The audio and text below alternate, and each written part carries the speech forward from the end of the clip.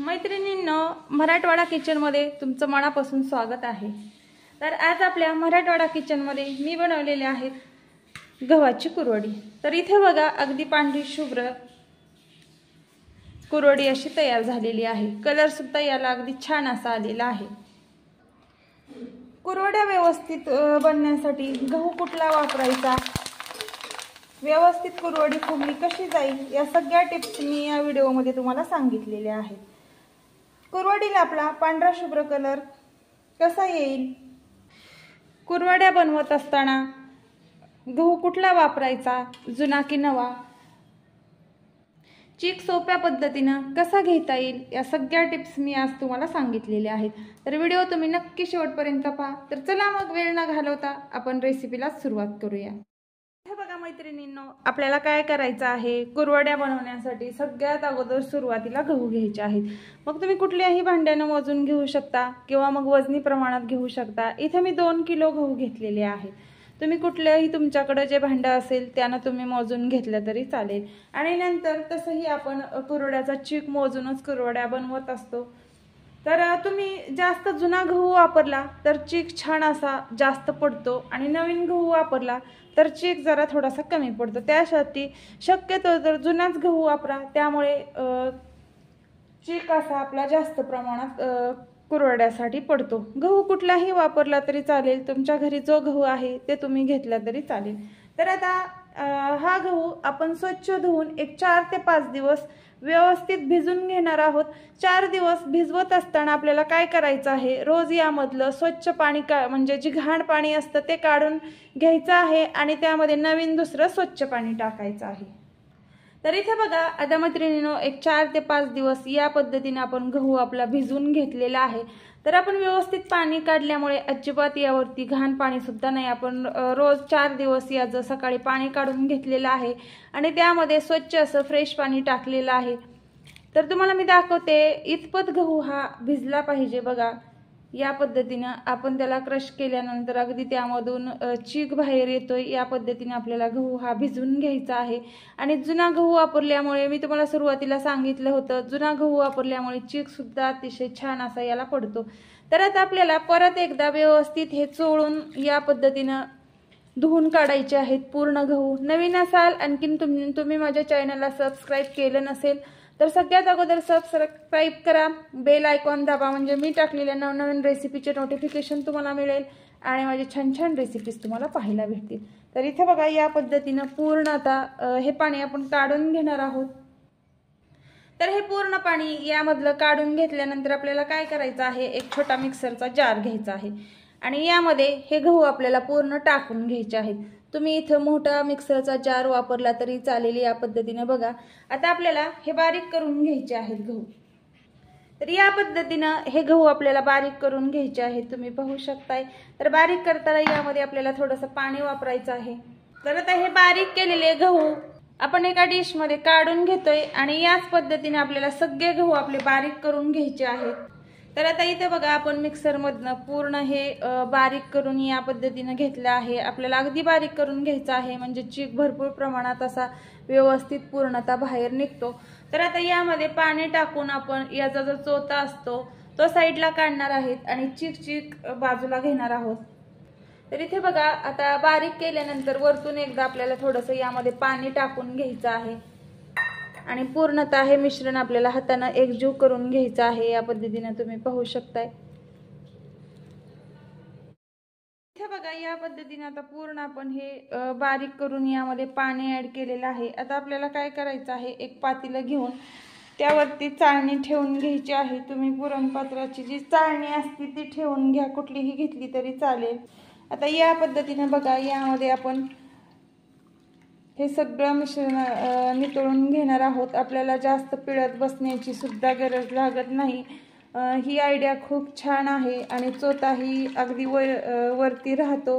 फक्त काय करायचं, चोथा काढून घेतल्यानंतर त्यामध्ये भरपूर असं पाणी टाकायचं। बघा, तुम्ही पाहू शकता, या पद्धतीने आपल्याला जास्त काही चुरत बसण्याची आवश्यकता नाही आणि जास्त याला पिळत बसण्याची सुद्धा आवश्यकता भासणार नाही।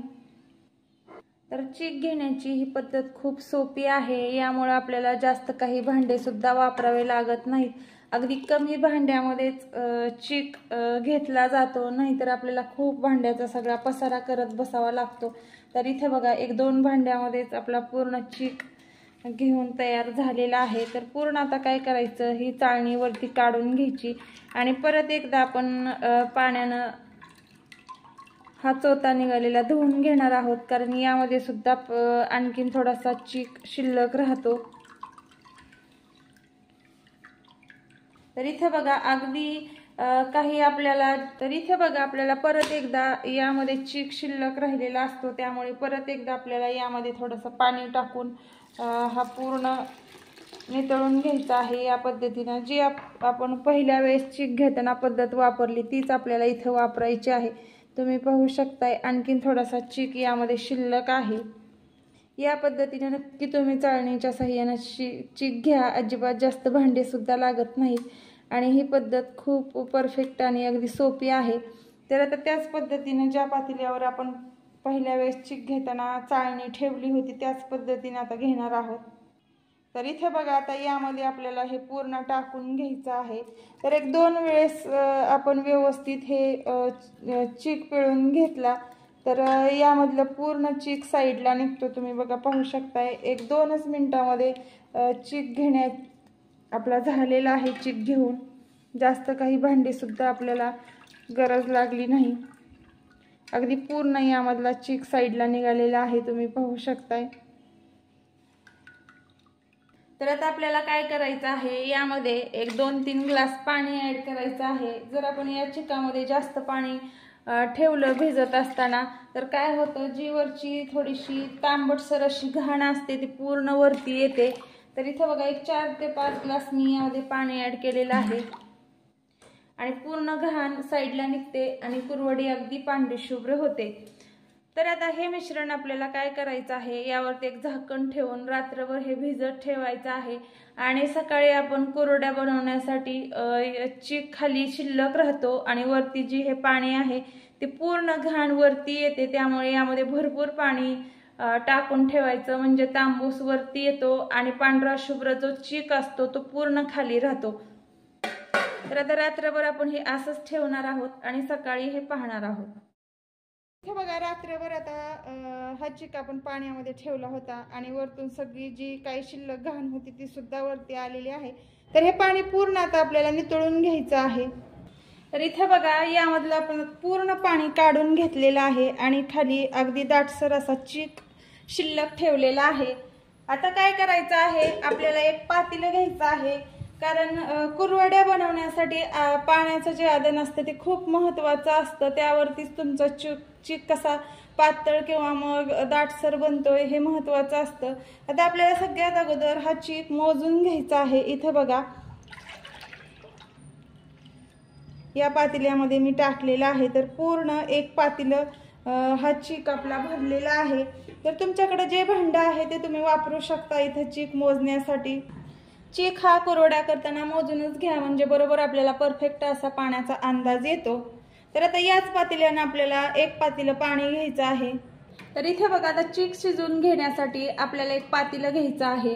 पातेलं आपल्याला कडकडीत असं गरम झाल्यानंतर काय करायचं आहे, 1 चमचा त्यामध्ये तेल टाकायचं आहे, कारण तेल टाकून घेतल्यामुळे आपल्या कुरवड्याचा चीक खाली तर डागत नाहीच, पण जी कुरवड्याला अशी वेगळी शाईन असते ती सुद्धा याला निर्माण होते। त्यामुळे म्हणजे खूप सगळ्यात महत्त्वाची टिप्स आहे, तुम्ही नक्की कुरवड्या करताना आदन ठेवताना अगोदर 1 चमचा त्यामध्ये पाणी म्हणजे तेल टाका पाणी टाकायच्या अगोदर।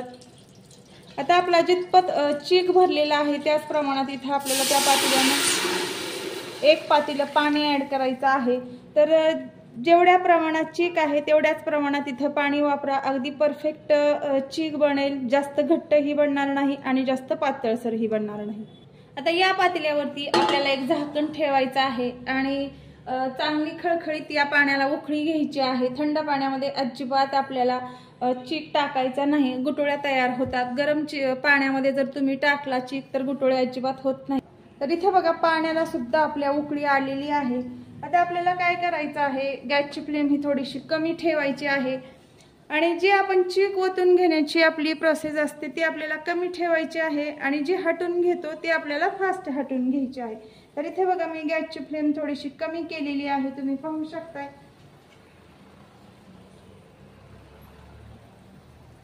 तर इथे बघा एक मी छोटा चाटू घेतलेला आहे, यानं आपल्याला म्हणजे हटून घ्यायला सुद्धा अगदी सोयीस्कर असं ठरतं। तर इथे बघा आता तुम्हाला दाखवते मी। टाकण्याची प्रोसेस ही अगदी अतिशय कमी करायची आहे आणि हे मिश्रण अगदी पटपट पटपट या पद्धतीने हलवून घ्यायचं आहे, तुम्ही पाहू शकता। तर इथे बघा या पद्धतीने हे पूर्ण मिश्रण मी हलवून घेतलेलं आहे। तर आपल्याला एक 5 मिनिट आता पटपट हे सगळं मिश्रण हलवून घ्यायचं आहे, या पद्धतीने तुम्ही पाहू शकताय। तुम्ही या पातेल्याला एका कपड्याने सुद्धा पकडू शकता। तर इथे बघा चीक टाकल्याबरोबर काय होतं, पूर्ण हा चीक आटरून येतो। त्यामुळे आता चीक टाकल्याबरोबर आपल्याला 5 मिनिटं काय करायचं आहे, व्यवस्थित या पद्धतीने हटून घ्यायचं आहे, तुम्ही पाहू शकताय। अजिबात गुंजा सुद्धा होत नाही जर आपण व्यवस्थित हे हटून घेतलं तर, गाठी सुद्धा यामध्ये अजिबात निर्माण होत नाहीत, तुम्ही पाहू शकताय। इथे बघा किती छान असा आपला चीक तयार झालेला आहे। तर एक 5 मिनिटांनी परत एकदा आपल्याला याला व्यवस्थित हलवून घ्यायचं आहे। एक जाग्यावरती सगळा पूर्ण चीक गोळा करायचा आणि व्यवस्थित या चाटून हलवून घ्यायचा, या पद्धतीने बघा अजिबात गुंजा सुद्धा नाही आणि पाण्याचं सुद्धा प्रमाण अगदी परफेक्ट असं झालेलं आहे, तुम्ही पाहू शकताय। कलर सुद्धा किती याला पांढरा शुभ्र असा आलेला आहे। तर मीठ हे आपण पाण्यामध्येच ऍड केलेलं आहे, त्यामुळे आता वरतून आपल्याला मीठ टाकण्याची आवश्यकता नाही। तर आता एक 5 मिनिट आपण याला झाकून ठेवणार आहोत। आता गॅसची फ्लेम कमी ठेवून आता आपण एक 10 ते 15 मिनिट व्यवस्थित याला चांगली वाफ घेतोय। गॅसची फ्लेम कमी ठेवा म्हणजे खाली डागला जात नाही, किंवा मग तुम्ही एखादा तवा ठेवून त्यावरती सुद्धा हे पातेलं ठेवू शकता। आणि चुलीवरती जर तुम्ही चीक हटून घेत असाल तर खाली कोळसा खाली ठेवू शकता। तर इथे बघा आता सगळ्यात महत्त्वाची यामधली मी टिप सांगेल, जर गव्हाच्या कुरडईचा म्हणजे चीक जो आहे तो जर आपला पातळ झाला, पाण्याचं प्रमाण आपल्याकडून अंदाज आला नाही आणि जास्त जर आपण वापरलं तर काय करायचं मैत्रिणींनो, यामध्ये थोडंसं शाबूचं भाजलेलं पीठ वापरा, कुरवडी अगदी परफेक्ट येईल आणि पीठ सुद्धा त्याला दाटसरपणा आपल्या चिकाला येईल। बघा एक 20 ते 30 मिनिट आपण व्यवस्थित हा चीक शिजून घेतलेला आहे आणि या स्टेपला आता आपण गॅस बंद केलेला आहे। तर छान असा आपला चीक तयार झालेला आहे। तर आता एकत्र हा करून आपण याच्या कुरवड्या बनवून घेणार आहोत। सगळ्यात अगोदर आपल्याला एका सोऱ्यामध्ये हे भरून घ्यायचं आहे। तर इथे बघा एक तुम्ही सुती कपडा घ्या किंवा मग प्लास्टिकचा पेपर घ्या, त्यावरती आता या पद्धतीने आपण कुरवड्या घालून घेणार आहोत, तुम्ही पाहू शकताय बघा।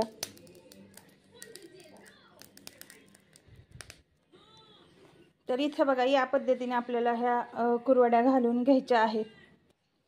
तर याच पद्धतीने आता तुम्हाला मी दुसरी सुद्धा कुरवडी घालून दाखवते बघा।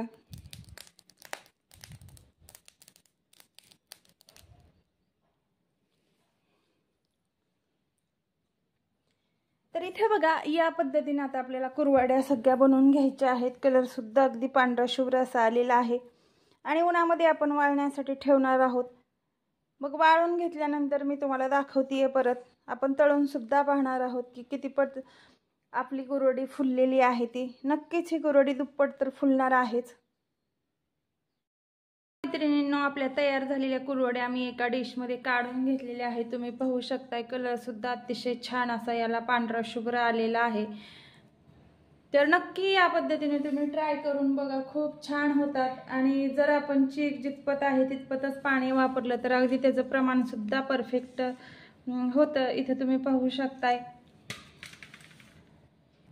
मैत्रिणींनो आणखी तुम्ही सबस्क्राईब केलं नसेल तर सगळ्यात अगोदर सबस्क्राईब करा, बेल आयकॉन दाबा म्हणजे मी टाकलेल्या नवनवीन रेसिपीचे नोटिफिकेशन तुम्हाला मिळेल आणि माझे छान छान रेसिपीज तुम्हाला पाहायला भेटतील।